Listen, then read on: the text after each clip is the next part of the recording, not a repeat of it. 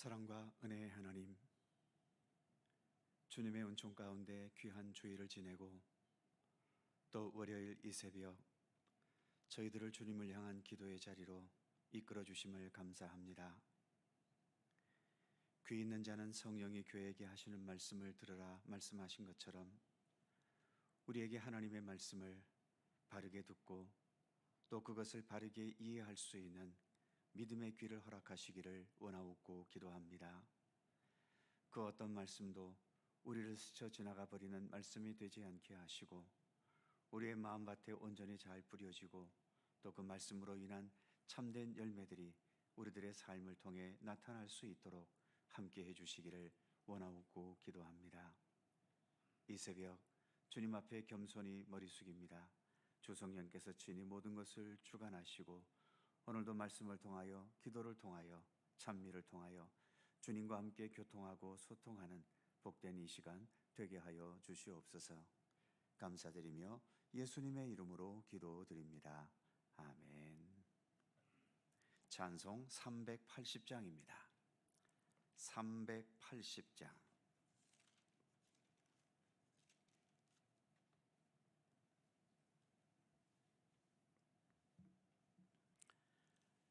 (380장) 함께 찬송합니다. 나의 생명 되신 주 주님 앞에 나아갑니다. 주의 흘린 보혈로 정케하사 받아주소서. 날마다 주를 찬송하겠네. 주의 사랑 줄로서 나를 굳게 잡아 매소서. 괴로운 세상 지낼 때 나를 인도하여 주소서. 주를 믿고 나가면 나의 길을 잃지 않겠네. 날마다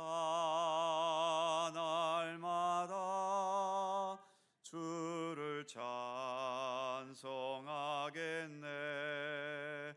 주의 사랑 줄로서 나를 굳게 잡아 매소서. 세상 살아갈 때에 주를 더욱 사랑합니다.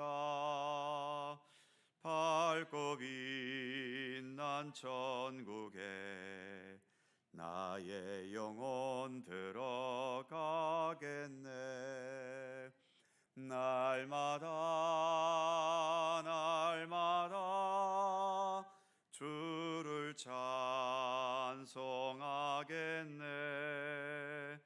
주의 사랑 줄로서 나를 굳게 잡아 매소서. 아멘.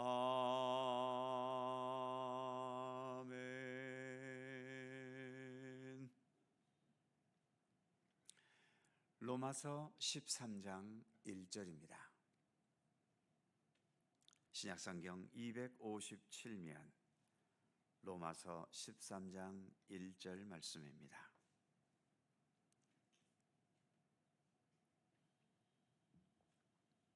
(1절) 한 절을 다 함께 한 목소리로 봉독합니다. 각 사람은 위에 있는 권세들에게 복종하라. 권세는 하나님으로부터 나지 않음이 없나니 모든 권세는 다 하나님께서 정하신 바라. 아멘. 이제 13장에 이르러서 바울은 그리스도인이 국가에 대해서, 특히 권력자들에 대해서 어떤 태도를 가져야 할지를 교훈합니다. 정치적으로 상당히 예민한 나라들이 있지요. 우리나라도 무척이나 예민한 나라 중 하나입니다. 해방 이후 지금까지 80년이 넘도록 여전히 좌파, 우파, 보수, 진보의 대립이 수그러들 줄 모릅니다. 교회에 따라서 좌파와 진보 성향이 강한 교회도 있고 우파와 보수 성향이 강한 교회도 있지요. 차라리 이렇게 어느 한쪽으로 많이 기울어져 있다면 설교를 할 때에도 국가에 대해 말할 때 덜 긴장하게 되지만, 우리 교회처럼 진보와 보수가 어느 한쪽에 기울어지기보다도 균형을 이루고 있는 교회는 국가에 관해 설교하거나 기도할 때에 많이 긴장하지 않을 수 없습니다. 어떻게든 중도의 입장에 서려고 하지만 그럼에도 설교하다 보면 의도치 않았어도 경우에 따라서 어느 한쪽을 지지하거나 반대하는 것 같아 보일 때가 있지요. 그러면 여지없이 다른 편에 서 계신 분들이 반발하고 예민한 반응을 보이기도 합니다. 때로는 중도에 서 있다는 게 양쪽에서 다 비난을 받을 때도 있습니다. 진보 좌파 쪽에서의 중도의 입장은 보수 우파 성향으로 보이게 마련이고, 보수 우파 쪽에서는 중도에 서 있는 게 진보 좌파의 성향으로 보이기도 하기 때문이지요. 참 안타깝고 답답한 현실이 아닐 수 없습니다. 하긴 미국과 같은 나라에서도 좌파 우파 논쟁이 있는데 우리나라처럼 여전히 남북이 분단되어서 서로 대결 상황 속에 있는 이 나라야말로 오죽 더 하겠습니까? 아마도 통일이 되는 그날까지, 아니 통일이 되어도 여전히 보수와 진보, 좌파 우파의 갈등과 다툼은 아마도 멈추지 않을지도 모릅니다. 우리가 각자의 정치적 이념적 성향에 따라 어느 한쪽 편에 서겠지만 우리는 그 이전에 믿음의 사람들 아닙니까? 그러기에 믿음의 사람으로서 우리가 하나님께 기도한다면 우리 편이 이기고 상대편을 없애게 해달라고 기도하는 것이 과연 적절하겠습니까? 오히려 서로 뜻을 합하여 하나가 되는 나라와 백성이 되기를 기도해야 되는 것이 더 마땅하지 않겠습니까? 이렇게 말씀드리면 또 저에게 반발하는 분들이 계실 겁니다. 무슨 소리 하는 거냐? 저 좌파 사람들이, 저 우파 사람들이 나라를 망치고 있는데 저런 것들을 없애버려야지 어떻게 저들과 하나가 되느냐고 말이지요. 한번 생각해 보시지요. 예수님께서 우리나라에 오신다면 어느 편에 서실 것 같으십니까? 우파 편에 서실까요? 아니면 좌파 편에 서실까요? 저는 어느 편에도 서지 않으실 것이고 반대로 양쪽 편 동일하게 함께 하실 거라고 저는 믿습니다. 우리는 어쨌든 같은 민족이고 같은 하나님의 백성들이기 때문이지요. 탕자의 비유에서 보듯이 탕자가 아버지를 배반하고 집을 나갔다고 해서 원수관계가 되는 것은 아니지 않습니까? 서로 뜻이 달라 떨어져 있어도 아버지는 여전히 아들을 기다립니다. 그게 주님의 마음인 거지요. 그러니 우리의 기도는 주님의 마음대로 주님의 뜻대로 이루어지기를 기도해야 하지 않겠습니까? 오늘 본문 1절은 이렇게 말씀합니다. 각 사람은 위에 있는 권세들에게 복종하라. 권세는 하나님으로부터 나지 않음이 없나니 모든 권세는 다 하나님께서 정하신 바라. 이 말씀은 문제 해결보다는 우리를 심각하게 더 고민스럽게 만듭니다. 지금 현직 대통령의 상황에서 이 말을 하면 보수 진영의 분들은 당연히 반발할 것이고, 직전 대통령의 상황에서 이 말을 했다면 진보 진영의 분들은 또 역시 반발했기 때문이지요. 지금 광화문에서 시위하는 그런 분들에게 이 말씀을 가지고 위에 있는 권세에게 복종하라고 말한다면 그분들이 성경 말씀이라는 이유 때문에 이 말에 따르겠습니까? 아마도 아무리 성경에서 그렇게 말해도 우리는 그 말을 따를 수 없다고 말할 겁니다. 직전 대통령의 상황에서는 또 진보 쪽에서 또 그렇게 말했겠지요. 그런데 이렇게 성경 말씀 앞에서도 내 사상과 이념을 앞세우며 반발하시겠습니까? 이렇게 말씀드리는 이유는 이 구절을 가지고 자기 마음대로 유리하게 해석해 왔던 적이 많았기 때문입니다. 자기가 지지하는 정권이 들어섰을 때에는 이 말씀을 강조하다가 자기가 반대하는 정권이 들어서면 이 구절은 언급조차도 하지도 않고 쉽게 무시되어 버리고 있기 때문이지요. 저는 지금 이 나라의 현재 정권에 대해서 지지해라 반대해라 말하려 하는 게 아닙니다. 그렇게 자기의 편리에 따라 이용해 먹을 수 있는 성경 말씀이 아니라는 것을 말씀드리고 싶은 거죠. 지금 우리가 읽고 있는 성경은 로마서입니다. 로마라는 최고의 황제와 권력층들이 살고 있는 곳이지요. 그런 로마에서 살고 있는 그리스도인들 대부분은 그 당시 정치에 아무런 영향도 줄 수 없는 평민들입니다. 지금 시대와 달리 과거 왕조 시대에는 왕을 백성들이 갈아치울 수 없었습니다. 적어도 왕 주변에 높은 권력을 가진 자가 역모를 일으켜서 왕을 바꾼다 해도 결국은 그 왕의 자식이나 친척 중에서 세울 수밖에 없었고, 전혀 다른 왕을 세우려면 나라를 무너뜨리고 새로운 나라를 세워야 했지요. 그래서 신라가 무너지고 고려가 세워지고, 고려가 무너지고 조선이 세워졌던 것 아닙니까?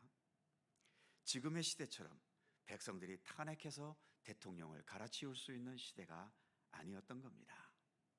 그러기에 그 시대의 로마 권력에 대해 불만을 품고 또 불만을 말하며 다닌다면 그건 죽음을 자초하는 일이지요.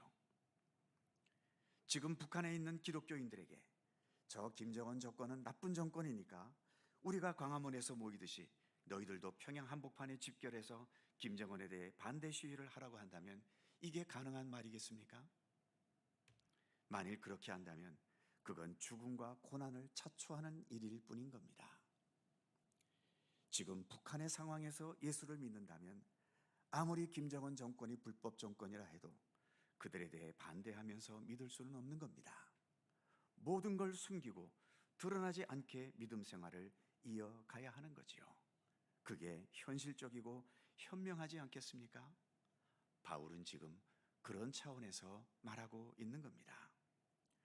로마 정권이 불의하더라도 괜히 나서지 말고 조용히 드러나지 않게 너희의 믿음을 이어가라는 거지요.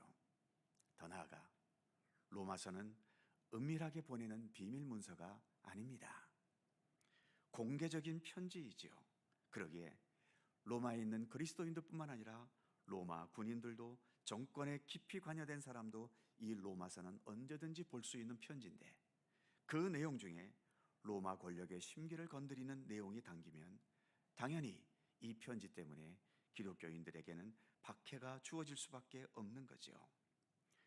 바울로 인해서 로마 성도들이 박해당하는 일이 있어야 하겠습니까? 그래서 지금 이 13장에서만큼은 바울도 하고 싶은 말을 드러내놓고 마음대로 할 수 없는 현실인 겁니다. 그러니까 이 말씀에서 우리는 바울의 고민을 읽어내야 하는 것이지, 이 말씀을 가지고 자기들 유리한 대로 지금의 정권을 지지해라 반대해라 하는 근거로 삼지는 말아야 한다는 거죠. 바울은 지금 로마에서 힘겹게 신앙생활을 이어가는 성도들을 굳이 거칠고 험한 곳으로 이끌어가지 않습니다. 성도들이 보호되고 그 가운데서 더 건강하고 견고한 믿음의 사람으로 자라가기를 바라고 있는 거지요. 그래서 오늘의 이 말씀은 권력에 대한 말씀이기 이전에 성도들을 거친 세상에서 보호하기 위한 배려의 메시지로 우리는 이해하고 받아들여야 하는 것입니다. 권력의 문제는 우리가 아무리 논쟁하고 다투어도 우리의 뜻대로 되지는 않을 것입니다. 우리의 영향력은 그렇게 크지 못하기 때문이지요. 우리가 할 수 있는 최선의 것은 각자의 성향에 따라 어느 한편을 지지한다 하더라도 우리의 마음 깊은 곳 속에서는 오직 하나님의 뜻이 이루어지기를, 하나님의 정의가 이루어지고 하나님의 사랑이 이루어지고 하나님께서 함께 하시는 하나님의 나라가 이 땅에 이루어지기를, 세상 모든 정권의 한계를 우리가 인식하고 오직 하나님께서만 지배하시는 하나님의 나라가 오기를 기도하는 것이 우리 평범한 믿음의 사람들이 권력과의 관계 속에서 가질 수 있는 중요한 태도인 것입니다. 주기도문에서도 우리에게 그렇게 기도하라고 가르치셨지 않습니까? 우파가 지배하는 세상, 좌파가 지배하는 세상을 우리는 기다리지 않습니다. 주기도문에서처럼 아버지의 나라가 오게 하시며 아버지의 뜻이 하늘에서 이루어진 것 같이 우리 가운데도 이 땅 위에도 이루어지게 하옵소서. 그것이 우리가 이 나라와 또 이 땅의 모든 권력들과의 관계 속에서 믿음의 사람으로서 가져야 할 태도이며 또 우리의 기도가 되어야 하는 것입니다. 기도하겠습니다. 거룩하신 하나님, 이제 권력과의 관계 속에 있는 정치적으로 상당히 예민한 문제를 이제 바울은 언급하고 있습니다. 지금 우리의 상황도 좌파 우파의 심각한 대립 속에 여전히 해결책을 찾지 못하고 있지만 사도 바울 시대에도 로마라는 그 막강한 권력 속에서 믿음의 삶을 이어가야 하는데 그 가운데서 믿음의 사람들이 어떻게 행동하는 것이 그나마 그 상황에서 지혜롭고 현명한 것인지 바울의 많은 고민들이 담겨 있는 것을 우리는 또 말씀을 통해서 보게 됩니다. 하나님, 이 땅에는 그 누가 지배하더라도 거기에는 완벽한 100%의 정의롭고 진실한 지배는 있을 수 없지 않습니까? 우리나라 왕들 중에도 또 성경 속에서 있는 이스라엘 왕들 중에도 100% 완벽한 왕이 누가 있었습니까? 대표적인 다윗 왕도 정치는 잘했는지 모르지만 그의 손에 얼마나 많은 사람들이 죽어나갔으며 또 거기에 얼마나 많은 어두움의 역사들도 있습니까? 솔로몬이 지혜의 왕이라고 하지만 그에게는 얼마나 많은 부인들이 있었고 결국은 나라를 둘로 갈라놓는 그런 장본인이 되고 있지 않습니까? 하나님, 그러기에 정치의 문제는 우리에게 민감하고 예민한 문제인 건 분명하지만 우리가 믿음의 사람으로서 너무 거기에 몰두하거나 너무 거기에 집착하지 않도록 붙들어 주시옵소서. 우리는 하나님의 나라를 기다리고 있지 않습니까? 하나님의 통치, 하나님의 정의, 하나님의 진리, 하나님의 온전하신 것이 지배되는 그러한 나라를 우리는 기다리고 있는 자들이오니 너무 세상 정치에 우리가 얽매여서 거기에 내 모든 것들을 던지지 않도록 지켜주시고 늘 하나님께서 친히 지배하시는 하나님의 나라를 바라고 기다리면서 이 땅에 이 세상이 더 정의로워지도록 더 정직해지도록 더 올바라지도록 더 하나님의 뜻이 우리 가운데 펼쳐질 수 있도록 더 나라와 민족을 위해 기도하는 믿음의 백성들 되게 하시기를 원하옵고 기도합니다. 오늘도 새날을 주셔서 감사합니다. 믿음 안에 늘 거하게 하시고 오늘도 간절히 간구하는 우리 모든 기도의 제목 하나하나 주님께서 사랑과 은혜 가운데 응답되도록 역사하시기를 원하옵고 기도합니다. 오늘도 이렇게 나라와 민족에 대한 말씀을 우리가 대했사오니 특별히 이 나라와 이 민족을 위해 기도하게 하여 주시옵소서.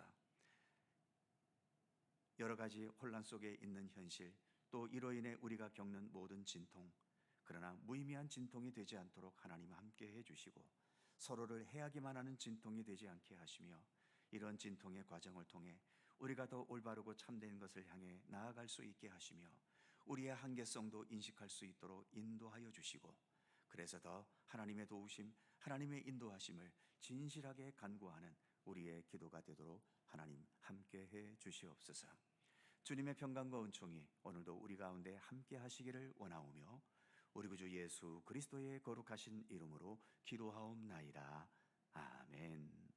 하늘에 계신 우리 아버지, 아버지의 이름을 거룩하게 하시며 아버지의 나라가 오게 하시며 아버지의 뜻이 하늘에서와 같이 땅에서도 이루어지게 하소서. 오늘 우리에게 일용할 양식을 주시고 우리가 우리에게 잘못한 사람을 용서하여 준 것 같이 우리 죄를 용서하여 주시고 우리를 시험에 빠지지 않게 하시고 악에서 구하소서. 나라와 권능과 영광이 영원히 아버지의 것입니다. 아멘. 함께 기도하시고 자유롭게 돌아가시겠습니다.